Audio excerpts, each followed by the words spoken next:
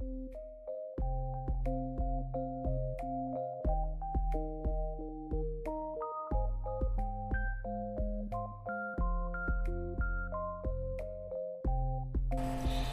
everybody, it is yet another Thursday here on Genderless Love. I am Chelsea, and I'm going to go ahead and apologize now for my absence from the channel for the past few weeks. My laptop has unfortunately been on strike, and I've just been having a lot of problems with time management, with delving back into the college world after being on holiday break for a month, and from being on break from Genderless Love for a while. I am back.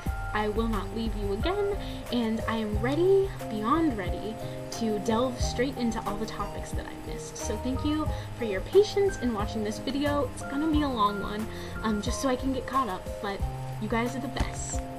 Oh shoot, before I start, I just wanted to give a quick shout out to Amanda Rose. She just found out that she's going to be graduating and embarking upon the next chapter of her journey. She has such a sweet personality, and she has such a big heart and such a cool outlook on life and on situations that she will be perfect, I think, at all of the social service things that she has been planning on doing. So everybody go over and check Amanda Rose out on Facebook, Tumblr, and let her know how proud you are of all her accomplishments, because we are really proud here too.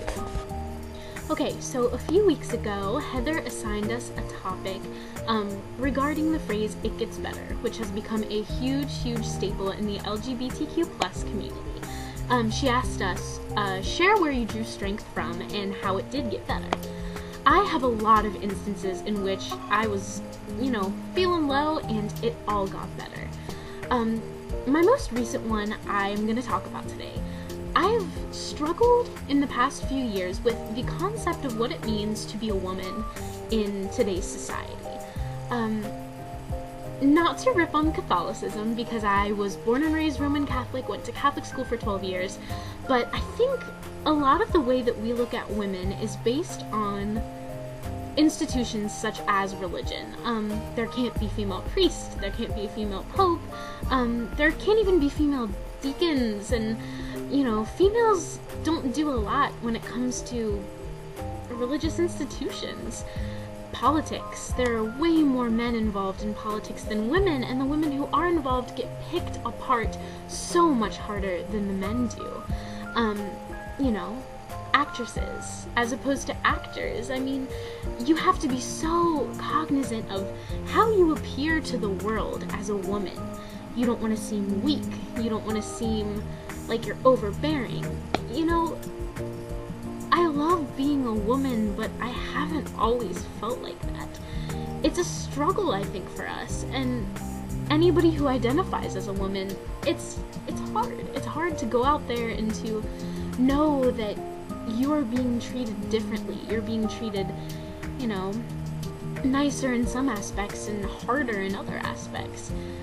But what I've learned in the past, few months even, is that there is no shame in being a woman. There's no shame in realizing, yeah, I may not be the strongest person in the world, but my opinions and what I do with my life matter just as much as yours do, if you're a man or if you identify as a man. It used to be a struggle for me to even express my beliefs on, topics having to do with feminism and any other womanist kind of conversations. I was afraid that if I said, how I felt about being a woman and said how proud I was gonna be judged. I've lived a long time being in relationships with people and coming across people who told me that what I am and how I was born was not okay and not as good as somebody else. I am glad that in the past few months I have come into my own and accepted my sexuality, accepted my womanhood, accepted that I am, just as good as everybody else. The funniest part of all of this is the fact that when the first part of this question states, where did you draw strength from? In congruence with womanism and feminism, I drew all my strength from starting to listen to Erykah Badu, which is absurd because I am a small, white girl, but I love it. I love her idea of what being a woman is, like, strong, independent, like, it's okay to, like, rear children and wear, you know, maxi dresses and just live your life, and I am so down with that. I'm down with it. It got better for me because I accepted the fact that I feel the way I feel. I am what I am. I've got boobs. I've got, you know, a squeaky girl voice, and I'm not mad. I'm not mad. That portion of this video was way less inspiring than I thought it would be. Okay, the second week that I missed, the topics are: number 1, what advice do you give to someone who is going through a rough time in their life? The best advice that I can give you is to ride the wave and just tough out the storm. It's hard sometimes, life. The things that happen in life are random and unfair, and sometimes there's nothing you can do to avoid them. But at the end of the day, if you're still breathing, you're winning. You're winning simply by waking up in the morning. You're winning simply by continuing on through the rough patch and realizing that at the end of the tunnel there is a bright light. I know it's hard. It's gonna be hard. Whether it's a breakup, whether it's, you know, a huge change in your family life, or losing an important friend, or having someone close to you pass away, or anything like that. It's gonna be a hard time, but the best advice I can give you is to keep waking up in the morning and realizing that the battle may be raging, but you will make it through it. I promise. The second question, on a completely unrelated note: what is your dream job? This is an easy question for me because I know exactly what I want to do with the rest of my life, which is a beautiful feeling when you are in college. I am currently a communications and advertising double major, and my dream job would be to work as a community relations person for a theater company, or a ballet troupe, or an opera house, or an art museum. I am obsessed with the fine arts of every type under the sun, and my goal in life is to make my passion for those arts into a career, into, you know, spreading awareness that these things exist to other people. Like, if I can, you know, go into a middle school and teach a bunch of, I don't know, 13-year-olds about opera, and one of them shows up at an opera, you know, that's it for me. I did my job. I lived my life. I did everything I wanted to do. So that would be the most incredible job, and hopefully with the degrees that I'm seeking, I can, you know, go out there and be successful in finding a job like that. Actually, piggybacking on that last question, question number 3 of the week that I missed was: what are some of your hobbies? I very ungracefully do yoga. I very enthusiastically, but slightly horribly, salsa dance. I sing all the time, 24/7, to the radio, in my vocal jazz ensemble at school, at, you know, church services, at people's weddings, in the shower, and, you know, everywhere. I sing. I love to sing. Singing is everything to me. I am a huge movie buff. I love watching movies. I write poetry. I read every book under the sun. I'm obsessed with reading. I always have been. Other hobbies.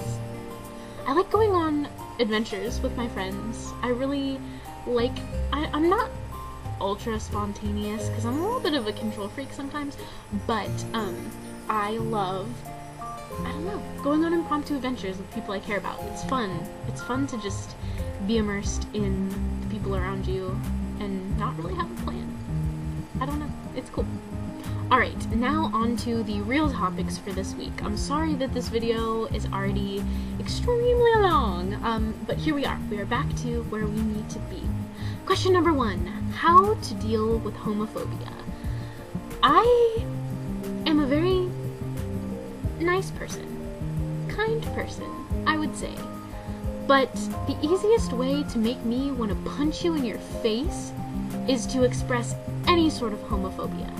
Because at the end of the day, who I'm sleeping with, and who he's sleeping with, and who she's sleeping with, has little to no impact on your life. Unless that gay guy is sleeping with your boyfriend, or unless I am sleeping with your girlfriend, that's the only time same-sex anything should have any effect on you. I'm sorry. Can't handle it. Can't do it. The best way to deal with homophobia, I would say, is to engage in conversation, engage in an exchange of, concepts, morals, ideas, because the main reason I think why people can be so homophobic is because they don't take the time to know anything about it. They don't take the time to research things or to look into, anything about the LGBTQ plus family. They don't do any research. They just see that you're gay or see that you're trans and are weirded out by it. And I understand that in the vast timeline of history, homosexuality may not be a new concept, but the tolerance and its effect on popular culture and society as it is completely different nowadays than it ever has been before. People are being faced with it more, and those people are feeling uncomfortable. So while I still want to punch them in the face, I guess I can understand how they are the way that they are, and rather than punching them, will very kindly but firmly educate them instead. So the word of the week this week is androgyny.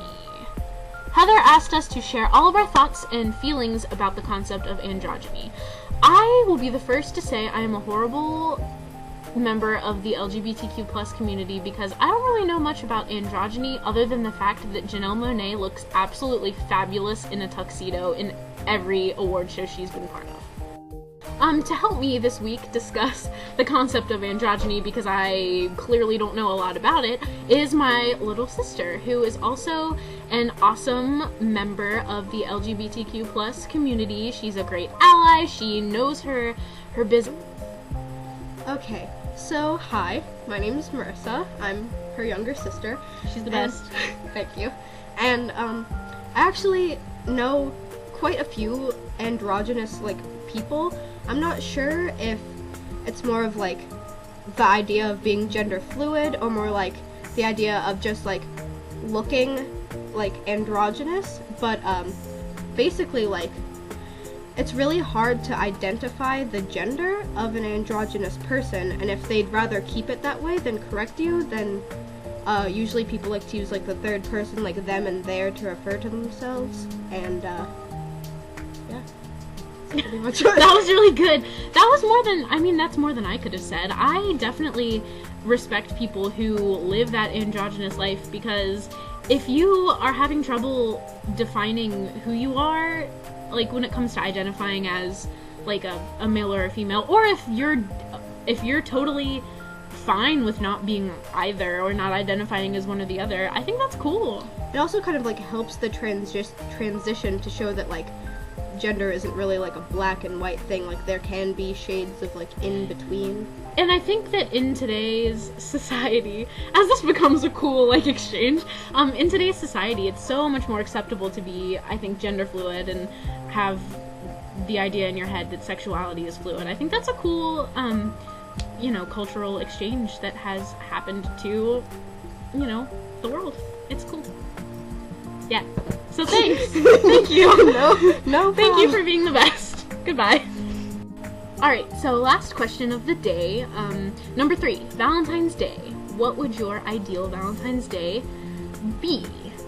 I have had some pretty great Valentine's Days, I will say that. I have been one of those young people who was blessed with pretty sweet, people giving me gifts and hanging out with me.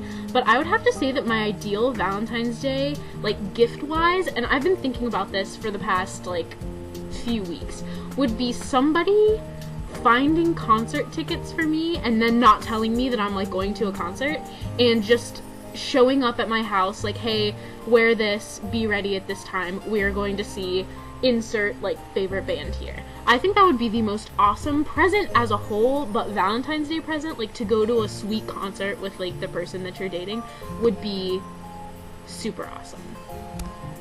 Also, on some cheesy realness, I like flowers a lot. Alright guys, now that you have watched this like 45-minute long video of me incessantly speaking and catching up on all the weeks that I missed, I want to hear what you think about everything. I want to catch up with all of you. I am used to getting like cool Tumblr questions and a few comments here and there on YouTube, and it makes me sad that I haven't gotten any because I haven't posted because I suck. So, tell me your It Gets Better stories. Please, please share those with me. I love reading those. I love watching people's YouTube videos about It Gets Better. The Trevor Project videos are awesome. Tell me what advice you would give somebody who's going through a rough patch. Tell me about your dream jobs. Tell me about your hobbies. Tell me how you would deal with homophobia and what a better way is than, you know, being like me and trying to choke back, you know, I want to punch you in the face from coming out in public. Tell me your thoughts about androgyny. Maybe give me a little more insight into what that means and how people live an androgynous life. That would be cool. I would really, really appreciate that. Tell me about your ideal Valentine's Day dates.